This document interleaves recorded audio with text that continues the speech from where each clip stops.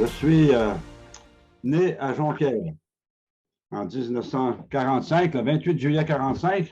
Alors, ça vous donne mon âge un peu, pour savoir où je suis rendu.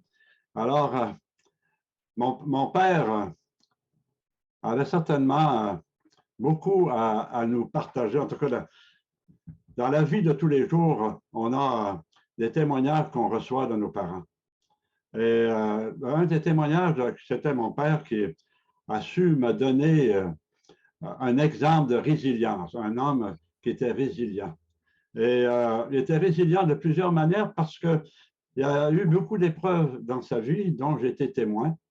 Et une des premières grandes épreuves de sa vie, c'était qu'un jour, toute sa grange, vu qu'on était cultivateur, alors quand on est cultivateur, c'est sûr que quand on est enfant de cultivateur, on commence à travailler avant de commencer à marcher.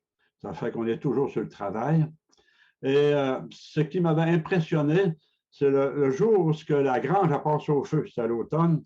Alors, tout ce qui était là, tout a passé. Quelques animaux ont passé, il y a eu le temps d'en sortir quelques-unes, mais voilà, il avait tout perdu. Et au travers de cette épreuve-là, j'ai jamais entendu mon père maudire Dieu, ou poser la question, mais pourquoi est-ce que ça m'arrive à moi, ces choses-là? Mais au contraire, il dit, hey, Rémi, il faut se retrousser les manches, mais il faut retourner dans le bois pour couper. Alors, j'ai dit, OK, merci. Ça m'avait frappé, ça, de sa résilience, mais aussi pas accuser Dieu. On a toujours la tendance d'accuser Dieu quand on arrive des grandes épreuves comme ça. Et en plus, quand la grange a été construite à nouveau, les animaux ont rentré. On avait des animaux pour le lait. Et puis voilà que sur les 20 vaches qu'il y avait dans la même hiver, il y avait la maladie de l'avortement qu'on appelle. En somme, toutes les vaches étaient plus capables d'avoir des veaux, mais la viande était bonne à manger. Encore là, je n'ai jamais entendu maudire Dieu pour cette épreuve, la grange, les animaux. Alors, c'est quelque chose qui m'avait impressionné dans son attitude. Et troisièmement, vu qu'on est bon sur le feu, la vieille maison paternelle, elle aussi, passe au feu un bon matin. Et là aussi, ils ont tout perdu parce que c'était la maison paternelle qui était, en tout cas, le feu semblerait qu'elle avait pris par les fils. Reste qu'encore là, je ne l'ai jamais entendu se révolter contre Dieu face aux épreuves qui étaient là. C'est pour ça que je dis, la leçon de mon père, la résilience, je suis reconnaissant parce qu'il m'a accordé ça aussi, d'être résilient dans les situations. Quand à ma jeunesse, c'était une jeunesse bien tranquille. J'étais fidèle aux amis que j'avais, quelques amis. On n'était pas attiré à avoir la gang, vivre dans une gang. Alors, je n'étais pas attiré à ça, plutôt garder nos amis et puis on avait du plaisir. J'étais un peu sportif, pas beaucoup, mais un peu, et surtout, je faisais surtout la culture physique, mais le ski surtout. J'aimais faire le ski. Religieusement, j'étais un Dieu que, dans ma vie, Dieu est important. L'Église est importante. Dans ce temps-là, quand on parle des années 50, on ne se posait pas la question le dimanche matin si on va à l'Église ou non. On était attaché à l'Église, ça faisait partie de nos coutumes. On ne se posait pas de questions. On va à l'Église. Et j'avais ce désir-là profond de vouloir aller au ciel. Puis je regardais le curé qui disait la messe, est-ce que c'est simplement eux qui ont une garantie d'une vie éternelle? Et je voulais avoir cette garantie de cette vie éternelle.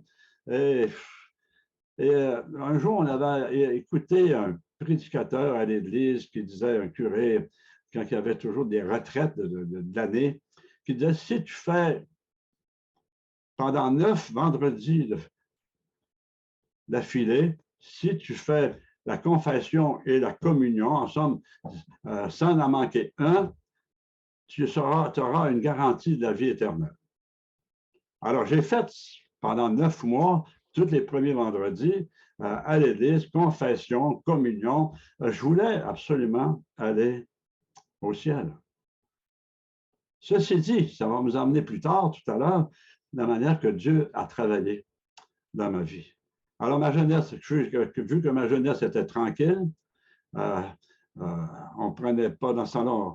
La seule chose qu'on avait, c'est qu'on fumait de la cigarette, mais après ça, la boisson, personne ne buvait de la maison la boisson. Alors, je n'étais pas attiré par ça non plus. Alors, comme disait ma mère, j'ai un petit modèle de garçon tranquille. À l'école, j'avais beaucoup de difficultés. À l'école, je n'ai même pas terminé mon primaire non plus parce que j'ai arrêté en 6e année. Je la faisais 3 fois. J'étais trop habitué. Ça fait que j'ai arrêté d'aller à l'école. Alors, c'est là que j'ai appris à aller à l'école des métiers. Mon père m'a dit, ben, apprends un métier parce que être sur la terre, ce n'est pas une garantie aujourd'hui. Alors, voilà, si jamais vous allez descendre à Jonquière, vous montez vers Alma, tout de suite après le pont, sur le côté droit, pour ceux qui connaissent la place, ceux qui sont de Jonquière ou de Chicoutimi, toutes ces terres-là, c'était les terres de chez nous, de mon père. Alors, on était proche de la ville. Alors, à l'école, j'ai appris le métier de bricoleur. Il y avait un conseiller qui venait nous voir une fois, tous les nouveaux étudiants qui allaient là pour apprendre un métier. Alors, il me dit à moi, il dit, ouais, il dit, t'as pas l'air trop fort. Là, je me suis demandé qu'est-ce qu'il voulait dire. Est-ce que parce que j'avais fait bien des fautes, je suppose, quand j'ai envoyé ma demande, je voulais devenir électricien ou plombier. Mais il dit, la brique, c'est pas mal ça que tu peux faire. Ça, qu'on le veuille ou non, ça amortit un peu dans notre vie de toujours les questions à savoir, hey, bon, est-ce que je suis capable de le faire? Est-ce que je suis limité dans ma manière d'être? En tout cas, ça vient nous écraser au lieu de nous encourager. Mais voilà, ce sont des choses qui nous suivent parfois en se demandant, est-ce que je peux faire autre chose?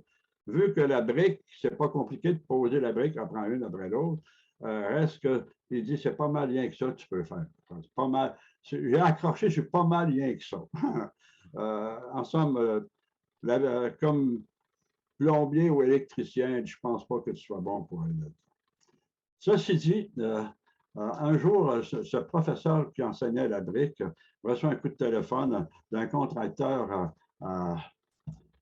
qui cherchait des bricoleurs.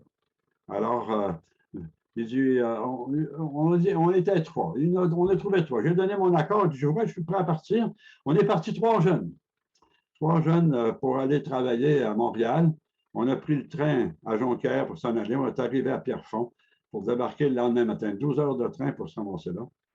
Et puis, là, sur le contracteur qui nous attendait, finalement, à son travail, le lendemain matin, on se ramasse sur le chantier. Il avait fait tout voler son matériel. Il n'y avait plus rien. Ses échafauds, ses madriers, tout avait été volé. Ben là, nous autres, on dit, hey, on n'est pas pour rester ici à rien faire. Il nous faut travailler parce qu'il nous faut manger. Il faut trouver une place pour rester aussi parce qu'on ne savait pas où aller. On n'avait pas d'auto non plus. Il fallait trouver quelqu'un avec qui on pouvait voyager. Et puis voilà on dit au contracteur qui nous avait engagés, d'autres on s'en va. On va y trouver d'autres contracteurs. Et on était dans un développement dans le coin de Pierrefonds. Alors, il y avait un contracteur, le premier qu'on arrive, il dit, avez-vous besoin de bricoleurs? Il dit, oui. Il dit, on est 3. Ben, je vous prends tous les 3. Ben, il dit, d'autres là, on est à pied, puis on ne sait pas où rester, on n'a pas de place. C'est pas grave. Il dit, j'ai un hôtel. Il dit, vous resterez là à l'hôtel, vous voyagerez avec moi. Il nous chargeait 20$ par semaine, nourri, logé, lavé. Ça fait que, ça, c'est parfait, c'est ça qu'on a besoin. Dans ce temps-là, on gagnait 85 cents de l'heure. C'était pas cher, hein? On était des apprentis bricoleurs, alors 85 cents de l'heure. Sur l'entrefaite, j'ai connu une jeune fille à Delson. Lui, son hôtel était à Delson, sur la rive sud de Montréal. Alors, c'est dans ce coin-là que je suis arrivé pour m'établir. Et là, j'ai connu une jeune fille qui, elle, Madeleine Saint-James, à Delson, où sa mère était chrétienne. Et on commençait à vouloir me témoigner un peu sur l'Évangile.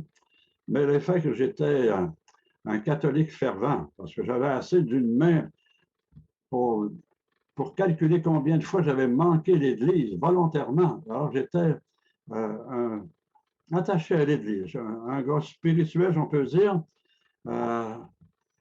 Et puis pour moi, quand on commençait à me parler de la croix surtout. Hein, on dit, nos crucifix avaient tout le Christ crucifié sur la croix. Et puis là, il est ressuscité. Ça m'insultait un peu. On parlait de Marie. Encore là, ça venait me chercher. J'étais un adorateur de Marie, moi-même, la prière. Alors, tout ce message-là venait me chercher, mais en même temps, ça me rétrécissait un peu. Ça me limitait à voir l'écoute. Alors, j'ai changé de pension à un moment donné. Là, je me suis ramassé sur Azalus Tessier. Puis là, peut-être quelques-uns l'ont connu, peut-être que oui, peut-être que non. Mais c'était un homme, un couple drôlement zélé. On peut le dire ici, zélé au pluriel. Un jour, avant d'aller chez eux, j'avais été emprunter une polisseuse. Lorsque j'étais en pension, avant d'aller chez Azalus, elle dit, va donc sur ce couple-là emprunter sa polisseuse. J'ai rentré là, mais là, je me suis fait polir tout Azalus, Laurette était une zélée, là. Alors, elle m'a donné tout un coup de polisseuse. J'ai sorti de là et dit, zélée, pas pour rire. Celle-là, j'ai dit, c'était quelque chose sur le message qui m'avait interpellé. Alors, j'ai demandé quelques mois plus tard si je pouvais aller avoir une pensionnée chez eux. Elle dit, ah oui, viens-t'en. On va t'accepter. Alors, c'est là que dans la première semaine, le samedi, M. Azalus, il dit, Rémi, il dit, veux-tu venir à nous autres, on va voir un film de Billy Graham. C'est le même film que Mireille a eu, qu'elle nous a partagé. Elle aussi, elle avait été frappée par le film de Billy Graham, Lucia. Alors, après ce film-là, c'est certain que le témoignage était bon, mais je n'avais pas tout saisi en premier. On parlait de la Bible. Et puis moi, la Bible, dans ce temps-là, ça me disait absolument. Je ne connaissais même pas ce que c'est quoi une Bible. J'étais plutôt attaché à la tradition. Ce que mon curé me dit, c'est ça. Je ne cherche pas à vouloir savoir plus. Ils sont censés de me dire la vérité. Alors, j'étais comme acquis. Et alors, je n'étais pas habitué à ce message de la Bible, de l'amour de Dieu. Mais mon cœur était ouvert aux choses de Dieu. Surtout quand il parlait de la sécurité de la vie éternelle. Ça m'intéressait parce que je voulais avoir cette sécurité éternelle. Et dans mon cœur, quand on dit que fais cette prière et tu seras sauvé, mais moi, là, ce que l'Église m'avait enseigné, là, que le baptême, je suis sauvé. Alors, quand on dit, moi, dans mon cœur, je suis sauvé, j'ai été baptisé, là. Alors, la question d'être sauvé, avoir la certitude, je me sentais sauvé à cause du baptême. Je connaissais Jésus, mais je n'étais pas connu de lui. C'est comme on peut connaître M. Trudeau, mais lui, il ne me connaît pas. Et je connaissais Jésus un peu de cette manière-là. La manière que, oui, je connais ce Jésus qui est mort sur la croix, mais je n'étais pas connu de lui. Et c'est là que, après le film, dans les semaines qui ont suivi, c'est là que le privilège de grandir dans une famille qui croyait en Dieu, chrétienne, et a commencé à m'expliquer comme il faut le plan du salut, ce que Dieu voulait de moi. On sait que dans mon temps, on utilisait beaucoup les 4 lois spirituelles pour expliquer le salut. Hein? On disait tout dans cette première loi, l'Éternel, une vie abondante. Puis alors, ça avait commencé. Il dit, Dieu t'aime. Il a témoigné dans son passage de Jean 3,16. Il dit, car Dieu a tant aimé Rémi qu'il a donné son Fils, afin que Rémi croie en lui, que Rémi ait la vie éternelle. Alors, il a commencé par m'expliquer que l'amour de Dieu pour moi. Mais il y a une question. Il dit, on est perdu. Parce qu'il dit, car tous ont péché, sont privés de la gloire de Dieu. Dans Romains 3, 23. Hein? Alors, il dit, on avait un autre passage dans les lois spirituelles, il y avait ceci. Alors, la ligne du haut, c'était Dieu, puis la ligne du bas, c'était nous, puis on essayait d'atteindre Dieu, par nos propres efforts, par les œuvres. Et alors, c'était impossible. Et c'est pour ça que, cette troisième chose, il dit, l'homme, finalement, il dit que voilà, Christ, notre orgueil, en somme, notre orgueil, notre moi était sur le trône. Et Jésus-Christ était à droite du trône. Et il nous dit que le péché, justement, l'orgueil dans ta vie, le besoin de confesser tes péchés, d'avouer ta culpabilité et de détrôner ce sur le trône, afin que Christ puisse régner sur ce trône. Et là, il me dit, confesser nos péchés. Là, j'ai dit, mais à qui? Ben, il dit, tu confesses à Dieu. Ah oui, mais moi, je ne suis pas habitué, là. Je suis habitué de donner ça, à compter mes péchés à un homme. Mais c'est à Dieu, il faut que tu viennes. Alors, c'était tout un autre défi. Parce que aujourd'hui, le christianisme, Dieu, c'est un peu comme, on ne s'intéresse pas beaucoup, mais dans mon temps, lors des années 45, allez, 50, le temps que je comprenne un peu, aller jusqu'au temps qu'à l'âge de 18 ans, où finalement, je saisisse quelque chose, je commence à réfléchir. Et quelque chose qui m'a bouleversé, surtout dans 1 Timothée 2, verset 5, il dit, il y a un seul intermédiaire entre Dieu et les hommes, un seul intermédiaire. Moi, j'étais un adorateur de Marie. C'était elle qui était mon intermédiaire, c'est elle qui priait pour moi pour influencer Jésus à avoir pitié de moi, je ne sais pas. Mais et là, ça m'a bouleversé. Il y a un seul intermédiaire. Puis dans Jean 4, verset 12, il n'y a de salut à aucun autre car il y a sous le ciel aucun autre nom par lequel nous devons être sauvés. Ici, le moi, là, il y avait toute une remise en question en face de Marie, elle, qui jouait un rôle dans ma vie à moi personnellement. Elle était importante. Et finalement, j'ai trouvé d'abandonner l'adoration de Marie pour me donner entièrement à Jésus-Christ. Et quand que mon frère Azélus m'a tout expliqué ça comme il faut, c'est là que où on doit s'humilier, confesser nos péchés, avouer à Dieu on ne peut pas l'atteindre, que Jésus-Christ nu versé son sang pour mon salut.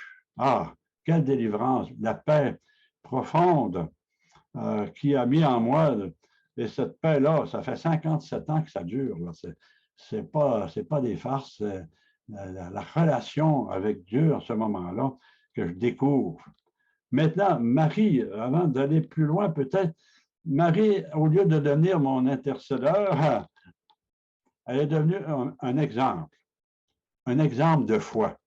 Quand je regarde Marie dans Luc 1, verset 27, où la foi de Marie, elle a cru tout de suite à l'ange, au message de l'ange. C'était une femme que déjà, elle avait consacré son intellect à Dieu. Son intellect, elle savait que déjà qu'un jour, toute jeune femme des Juifs aspirait à devenir peut-être la mère de Jésus. Et voilà que l'ange lui dit qu'elle avait été la préférée, entre Dieu, elle avait choisi pour porter l'enfant Jésus. Elle avait cette foi-là. Elle n'a pas posé de question. La seule question qu'elle a posée, comment ça va se faire, parce qu'elle était fiancée. Elle avait tout un défi à relever. C'est quelque chose, tu n'as pas un fiancé qui aime voir sa fiancée enceinte avant le mariage. Alors, elle avait tout quelque chose à payer, quelque chose de lourd. Elle était prête à consacrer son corps parce qu'elle a cru au message de l'ange, elle ne s'est pas ostinée. Et puis, elle a consacré son corps pour porter l'enfant Jésus, notre Sauveur, malgré tout le prix qu'elle avait à payer suite à ces choses-là. Alors, c'est pour ça que je dis qu'elle est devenue un exemple de foi, d'abandon. Notre corps ne nous appartient plus. On doit consacrer parce que dans ce temps-là, aujourd'hui, je vois beaucoup de têtes blanches, mais moi aussi, dans mon temps, à 18 ans, 20 ans, c'est-à-dire, j'avais 20 ans quand j'ai accepté le Seigneur, elle dit, Seigneur, j'ai dit, prends ma jeunesse, là. Prends le zèle que tu me donnes. Sers-toi-en pour ta gloire, fais quelque chose. Mais j'avais toujours dans la pensée, tu ne vaux pas grand-chose, Rémi. C'est bien juste bon pour être un bricoleur. Alors, Seigneur, est-ce que je peux penser que tu peux utiliser quelqu'un qui intellectuellement, il n'est pas fort, hein, mais j'ai un cœur qui aime. Mon cœur t'aime, Seigneur. Et un peu comme Marie dans le chapitre 6, le verset 46, le cantique qu'elle a fait de son cœur, loue le Seigneur, son sauveur, etc. Alors, j'ai dit, moi aussi, dans cet exemple de Marie, on peut dire, cette foi, abandonner ce corps, l'offrir à Seigneur afin qu'il puisse s'en servir, parce que j'avais toujours ce désir de vouloir aller en mission, parce que j'aimais faire des services pour les autres. J'étais ouvert à ça. Et puis quand il m'a dit, là, en somme, dans Jean chapitre 1, verset 12, il dit, mais à tous ceux qui l'ont reçu, elle a donné le pouvoir de devenir enfants de Dieu. Non selon la chair, ni selon l'homme, mais de Dieu. Et là, c'est là que j'ai réellement compris. J'étais né de Dieu. Ma sécurité venait de Dieu. Et je me consacrais prêt aussi à être abandonné. Mon épouse avait écouté son témoignage. Elle a eu le prix à payer dans sa famille. Moi, non.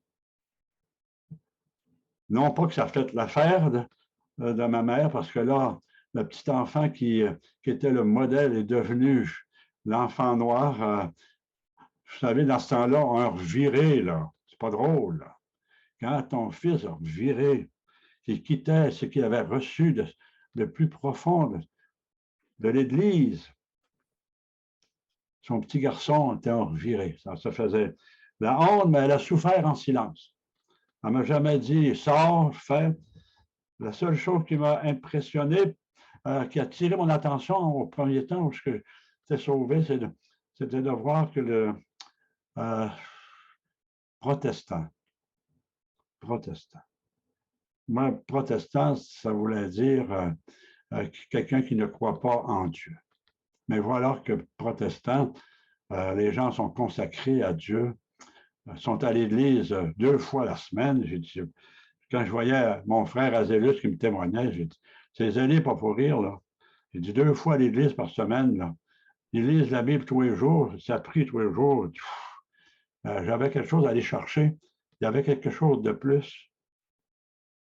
Et lorsque, quand j'ai accepté le Seigneur dans mon cœur, j'ai expérimenté dans ma vie la puissance de Dieu. C'est sûr que la première fois de la puissance de Dieu, c'était le salut. Mais dans la construction, quand il arrive des choses, moi, mon visage a brûlé. J'avais une fournaise à l'huile que j'étais mettre l'allumette là-dedans. Quand l'huile était chaude, ça a sauté. Alors, j'avais une barbe, je chantais le cochon briller. J'avais plus aucun poil d'en face, sourcils, sur les bras qui restait. Ça avait tout brûlé, ça ne sentais pas bon. Les gens disent, ouais, c'est ça, Gagnon, quand on change de religion. Qu'est-ce qui t'arrive? Mais j'ai dit, déjà là, ma première expérience de prier à Dieu, j'ai dit, Seigneur, quand je m'en vais, là, c'était l'hiver, ça, quand ça s'est passé. C'est là, quand je vais rentrer dans la maison, là, ça va chauffer. Si tu veux, veux-tu enlever la brûlure de mon visage? Et il l'a fait. Ah, j'ai dit, Seigneur, merci. C'est la première fois que je réalisais que quand tu parles à Dieu, Dieu t'entend, lui, le créateur de l'univers. Et a osé avoir une oreille attentive. Et la deuxième expérience, j'ai eu les yeux brûlés par l'acide. Quand on lave les murs de briques, ça tombait à terre, ça revolait. C'est la première fois qu'un manège me prenait la tête, me m'envoyait ça dans le corps à l'eau pour enlever les yeux qui chauffaient à cause de l'acide. Et encore là, j'ai demandé à Dieu de venir sauver mes yeux, arrêter. Et encore là, Dieu avait entendu ma prière. Il avait entendu d'une autre manière aussi. Chacun de nous, on est frappé par des choses qui nous frappent au début de notre conversion. Hein. Alors, j'avais un de ces mal de dents. Vous connaissez ça, un mal de dents? un mal de dents qui n'arrête pas, qui est là à journée longue, le chaud, le froid. Ah. J'ai dit, Seigneur, là, je suis au début de ma vie chrétienne. Là. J'ai dit, Seigneur, moi faire un deal avec toi si tu veux. Si tu m'enlèves le mal de dents tout de suite, là, j'ai dit, moi, la première journée de mes vacances de Noël, là, je m'en ramasse sur le dentiste pour me les faire arracher. Et voilà que le mal de dents part tout de suite. Ben, j'ai dit, Seigneur, merci. Et un mois plus tard, j'ai tenu ma promesse parce que Dieu avait tenu la sienne. Puis un autre événement, très corps, une preuve de l'amour de Dieu. Le matin, j'étais un dormeur, moi. Et Seigneur, on était exhortés de prendre un culte avant de partir pour travailler. Il dit, Seigneur, moi, j'aimerais bien prendre mon culte. Si tu voudrais me réveiller une demi-heure avant, là. Quand si tu me réveilles, là, moi, on prend tous les réveils le matin, on jette ça à terre, et puis moi, là, je me couche, là. Puis demain matin, tu es censé de me réveiller une demi-heure avant de partir. Ben, il l'a fait pendant 2 ans. J'ai dit, Seigneur, merci pour ces miracles, pour c'est l'écoute de la prière. Je peux dire qu'il a arrêté de me réveiller quand je suis marié. Alors, je n'avais plus de besoin, ça c'est ma femme qui me réveillait. Mais reste que pendant ces temps-là, c'est que j'expérimentais, je pourrais dire, la puissance de Dieu. Arrive l'expérience du mariage, on est garçons, et là c'était au ski week-end à Bethel, là, que j'ai rencontré ma noire. Ben, dans ce temps-là, elle était noire, là, à toutes sortes de couleurs, là, blanc, noir. Et c'est là qu'il y a eu un peu le coup de foudre. Là. Je ne connaissais pas ça, le coup de foudre. Là. Mais quand j'ai rentré à Bethel, on était une gang de jeunes, 3, 5, 6 jeunes, arrivés là à Bethel pour le ski week-end. Et puis la première personne que je rencontre là au vestiaire, c'est Mireille qui nous reçoit. Un peu bizarre, comment tu t'appelles, toi? Je viens de loin. Alors, vous voyez un peu la culture que j'avais, l'instruction ou le vocabulaire. Et puis voilà qu'on a passé la fin de semaine ensemble. Mais ça faisait à peine 6 heures que j'étais arrivé à Bethel qu'elle dit, elle me dit, Rémi, elle dit, je te trouve pas mal énervé. Ah, elle dit, je ferai attention. Il semblerait que j'étais énervé. Et, bon, elle dit, on va faire attention. C'est une fin de semaine de ski de Bethel, ça. On devait aller faire du ski. Alors, elle était censée venir faire du ski. On se ramasse avec toi et deux pour aller faire du ski. Puis voilà que rendu au pied de la pente de ski, ben, j'ai dit, Mireille, voudrais-tu prier pour la protection? Ça part, ça fait là. Ça se met à prier. Pas les faire. J'ai regardé ma montre, ça faisait 15 minutes. J'ai dit, je peux-tu t'exhorter à mon tour? Je t'ai demandé de prier pour la protection, mais pas pour la ville de Québec. En tous les cas, ça a été. On dit, on va s'exhorter de même, tous les deux, en partant. On a mis des cartes sur table. Moi, je tenais énervé, puis elle, ben, ça prie. Ça fait que quand vous demandez à Mireille de prier pour vous, dites-vous une chose, elle tient promesse. Reste aussi, en même temps, on a des dons compatibles. Elle a dit qu'elle ne voulait pas marier un énervé. Ça c'est pas pire, mais elle avait besoin pour rire un peu, un énervé. Mais au travers de ça, on s'est dit, quand on s'est connus, prenons le matin et prions Dieu pour savoir si réellement c'est dans sa volonté qu'on puisse se marier. Alors, tous les matins, pendant 6 mois, on demandait à Dieu la certitude de savoir qu'on était fait pour ensemble. Alors, 6 mois après, ben, on était mariés. Un bleuet, ce n'est pas un traîneux. Ça fait que quand on est sûr d'une chose, on se marie. Ça fait que 6 mois après, ben, moi, je restais à Delson, elle restait dans le Vermont. Ça me coûtait plus cher le téléphone que de prendre mon char pour aller la visiter. Alors, j'étais mieux de la marier le plus vite possible. Mais c'est la manière que le Seigneur nous avait dirigés. Et nos dons vont ensemble. Ceci dit, lorsque quand on regarde dans le ministère ce que le Seigneur veut faire, et ce matin, le fait que vous écoutez aujourd'hui un témoignage d'une vie qui était transformés par l'amour de Dieu, par le fait qu'on est pécheurs. Et ce matin, il y a un petit cantique qui se dit ceci: si tu veux le bonheur, le vrai bonheur, laisse entrer Jésus dans ton cœur. Il dit, tes péchés te seront pardonnés. Si tu confesses tes péchés, tu seras pardonné. Et ce matin, si j'aurais un message à lancer, si tu veux le bonheur ce matin, le vrai bonheur, laisse entrer Jésus dans ton cœur. Confesse ton péché. Réclame son salut. Invite-le à rentrer dans ta vie comme sauveur personnel. Ensuite, le Saint-Esprit déposera sa vie dans ton cœur pour, en somme, faire de toi un enfant de Dieu. Fais cette prière-là dans le silence tranquille. Et si tu veux le vrai bonheur, tu verras un changement qui va s'opérer dans ta vie.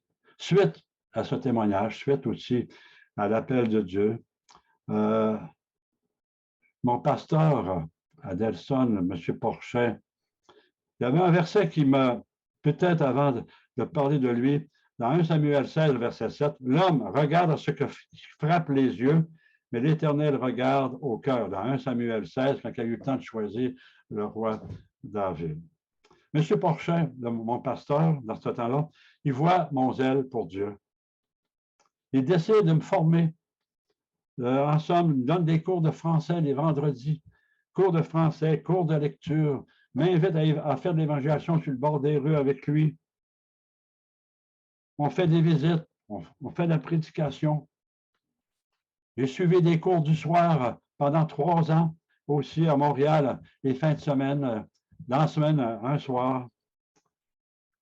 Suite à tout ça, Jérémie, il dit, moi, je chercherai de l'argent, je te payerai un cours à Bethel.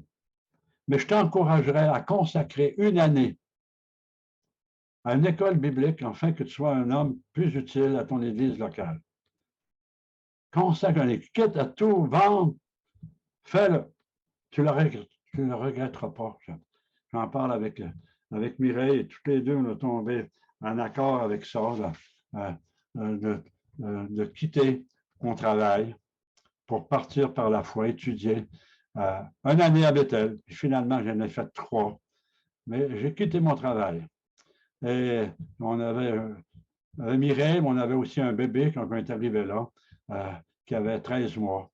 On était dans l'union, un des premiers couples mariés canadiens-français, aller à Bethel étudier pour être utile à l'œuvre du Seigneur.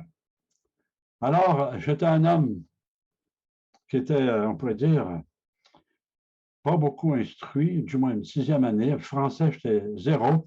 Et puis là, me voilà, je quitte la construction, me voilà assis à l'école avec la chemise et la cravate. J'ai dit, tu me parles, parce que la cravate était obligatoire quand tu étais à Bethel pour étudier en 73. En 1973. Alors, là, j'ai trouvé demander à Mireille. J'ai dit, Mireille, j'ai dit, tu viendrais-tu assister au cours avec moi pour que tu puisses prendre les notes? Je ne suis pas capable d'écouter, puis de les résumer, puis prendre des notes. Moi, j'avais avec le temps de mettre les accents. Quand j'arrive à la maison, quel est le mot qui rentre en dessous de cet accent-là? Alors, elle est venue pendant 3 mois, les 3 premières sessions, prendre mes notes. Mais après ça, j'étais correct. Après les 3 mois, je pouvais être capable d'écouter, d'écrire, de résumer ce qui se disait. Mais Dieu, dans sa grâce, il savait mes difficultés d'apprendre, de retenir. Il m'a permis une petite église de Valcourt, une petite église de campagne, à peu près à peine une dizaine de personnes à l'intérieur. Alors, M. Boyer, qui était notre secrétaire général dans ce temps-là, il dit, voudrais-tu aller là prendre soin de la jeunesse? On est parti avec ma femme tous les dimanches, les vendredis, la jeunesse là-bas, parce qu'il y avait une bonne jeunesse à cette petite église-là, c'était toutes des grosses familles, vendredi. Alors, les dimanches, on était là le dimanche matin. Et l'année d'après, le pasteur qui était là, M. Tétrault, a quitté l'église. Puis là, l'église m'a demandé si je ne voulais pas prendre la charge, tout en étant étudiant à Bethel, de prendre la charge de l'église pour en prendre soin. Alors, les vendredis, j'étais pour la jeunesse. Le dimanche matin, je prêchais. Le mercredi, j'amenais l'étude. En somme, je prêchais, j'annonçais ce que j'avais appris à l'école. Et ça permettait ainsi de pouvoir apprendre, retenir plus facilement. Alors, c'était tout un défi. J'ai gradué. J'ai commencé à faire des stages. J'ai fait mon stage de pasteur, assistant pasteur à Ottawa. J'ai fait des camps comme moniteur, instructeur en canot-camping, surtout. L'Église, Dieu me donne la grâce de faire 5 églises, Valcourt, Mégantic, Marieville, Lillet, le Nouveau-Brunswick aujourd'hui. Seigneur, alors, la fidélité de Dieu. Quand je regarde en arrière ce que j'étais jusqu'à aujourd'hui, je suis reconnaissant que Dieu peut se servir encore de personnes peut-être pas autant. Mais aujourd'hui, on n'a pas le choix d'être instruit. Dans ce temps-là, quand on acceptait à l'école, on l'acceptait par expérience. J'avais l'expérience de la vie chrétienne, alors ils m'ont accepté. Ils m'avaient accepté sur condition. Je ne le savais pas, mais M. Bard me dit que ça dépendait d'un de tes examens si j'allais continuer l'école ou non. Je ne savais pas, je t'ai accepté sur condition, là, mais finalement, j'ai fait 3 ans. Gloire à Dieu. Et puis, pour terminer, j'avais à cœur la mission. Parce que mon but de bricoleur, c'était d'aller en mission pour construire. Et il m'a donné l'occasion, justement, à plusieurs occasions, j'ai fait la Jamaïque, le Brésil, la France, le Rwanda, Haïti, 3 voyages pour travailler un œuvre missionnaire étudiée dans la construction. Aujourd'hui, retraité depuis 2011. Maintenant, je peux être libre, je suis prédicateur pour aider les églises sans pasteur. Je prêche au moins 3 fois par mois. Alors, utile encore jusqu'à aujourd'hui, à 77 ans, bientôt 78. On est reconnaissant pour la santé. Je dis gloire à Dieu et merci de m'avoir écouté et que glorifions Dieu pour les miracles qu'il peut faire dans chacun de nous.